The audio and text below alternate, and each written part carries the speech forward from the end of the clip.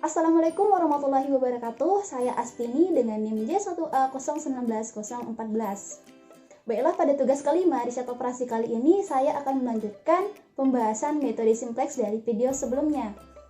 Nah, pada video kali ini saya akan membahas mengenai tahap atau proses pembulatan pada metode simplex. Oke, langsung saja kita masuk ke pembahasannya. Baiklah, terlebih dahulu kita menuliskan kembali hasil yang diperoleh dari metode simplex yang kemarin, yaitu di mana X1 sama dengan 5/6, X2 sama dengan 5, dan Z maksimum sama dengan 27,5. Nah, di mana dalam hasil ini terlihat bahwa jumlah produksi untuk X1 masih dalam bentuk pecahan. Atau untuk lebih mudahnya kita tulis di mana X1 sama dengan 5/6 sama nilainya dengan 0,83. Nah, dalam hal ini untuk memproduksi suatu barang atau apapun itu, tidak mungkin kita memproduksinya dalam jumlah atau sebanyak pecahan. Oleh karena itu, untuk nilai X1 ini kita harus mengubahnya melalui proses pembulatan. Nah, dalam proses pembulatan ini caranya sama dengan tahap pembulatan pada metode grafik yang kemarin. Adapun langkah yang pertama yaitu menentukan alternatif pembulatan. Nah, di sini terdapat dua alternatif pembulatan, yakni yang pertama X1 diberatkan ke atas menjadi X1 sama dengan 1, dan kemudian alternatif yang kedua yaitu X1 diberatkan ke bawah menjadi X1 sama dengan 0.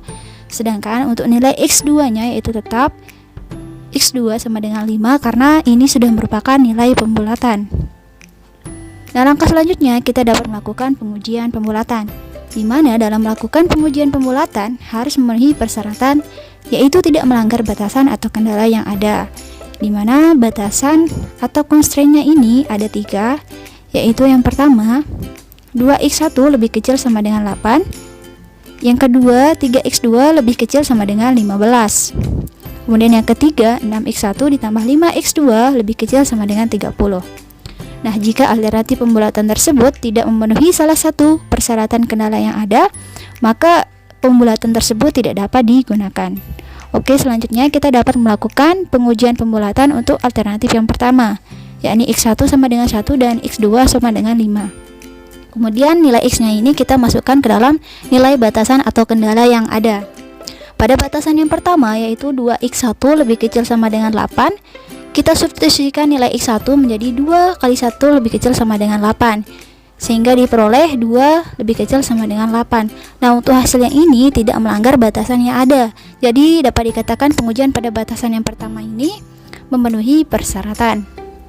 Nah, selanjutnya kita dapat melakukan pengujian pada batasan yang kedua, yaitu 3x2 lebih kecil sama dengan 15. Kita substitusikan nilai x2 menjadi 3 dikali 5 lebih kecil sama dengan 15. Sehingga diperoleh 15 lebih kecil sama dengan 15. Nah, hasil yang ini juga menunjukkan bahwa hasilnya memenuhi persyaratan. Oke, kemudian kita dapat melakukan pengujian pada batasan yang ketiga, yaitu 6x1 ditambah 5x2 lebih kecil sama dengan 30. Kita substitusikan nilai x1 dan nilai x2 menjadi 6 dikali 1 ditambah 5 kali 5 lebih kecil sama dengan 30. Sehingga diperoleh 31 lebih kecil sama dengan 30. Nah, untuk hasil yang ini sudah melanggar batasan atau kendala yang ada. Jadi alternatif pembulatan yang pertama ini dikatakan tidak dapat digunakan. Nah, langkah selanjutnya kita dapat melakukan pengujian alternatif pembulatan yang kedua, yaitu di mana nilainya X1 sama dengan 0 dan X2 sama dengan 5. Kemudian kita ujikan nilai X-nya pada nilai batasan atau kendala yang ada. Pada batasan pertama yaitu 2x1 lebih kecil sama dengan 8, kita substitusikan nilai x1 nya 2 dikali 0 lebih kecil sama dengan 8, sehingga diperoleh 0 lebih kecil sama dengan 8. Nah, untuk hasil yang ini tidak melanggar kendala yang ada, jadi sudah memenuhi persyaratan. Kemudian kita dapat melakukan pengujian pada batasan yang kedua yaitu 3x2 lebih kecil sama dengan 15. Kita substitusikan nilai x2 menjadi 3 dikali 5 lebih kecil sama dengan 15, sehingga diperoleh hasil 15 lebih kecil sama dengan 15. Nah, untuk yang hasil ini pula tidak melanggar kendala yang ada, sehingga dapat dikatakan memenuhi persyaratan. Kemudian kita dapat melakukan pengujian yang terakhir, yaitu batasan ketiga 6x1 ditambah 5x2 lebih kecil sama dengan 30. Kita substitusikan nilai x nya sehingga menjadi 6 dikali 0 ditambah 5 dikali 5 lebih kecil sama dengan 30, sehingga diperoleh 25 lebih kecil sama dengan 30. Nah, untuk pengujian yang batasan ketiga ini juga sudah memenuhi persyaratan. Jadi, dapat dikatakan bahwa alternatif pembulatan yang dapat digunakan yaitu alternatif pembulatan yang kedua untuk menentukan solusi optimalnya. Nah, langkah yang terakhir yaitu menentukan solusi optimal.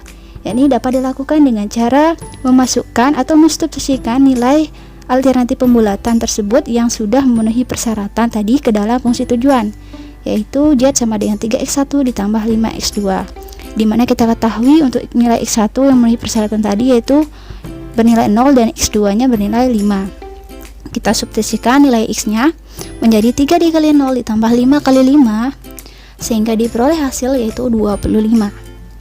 Nah, dari hasil perhitungan ini dapat disimpulkan untuk keputusan optimal yang diambil yaitu untuk X1 itu diproduksi sebanyak 0 atau tidak ada. Nah, sedangkan untuk yang X2 itu diproduksi sebanyak 5, dimana dengan keuntungan maksimum atau Z maksimum yang diperoleh sebanyak 25. Nah, inilah hasil akhir untuk solusi optimal dari tahap pembulatan pada metode simplex. Nah, itulah presentasi dari saya, semoga dapat dipahami dan terima kasih atas perhatiannya. Wassalamualaikum warahmatullahi wabarakatuh.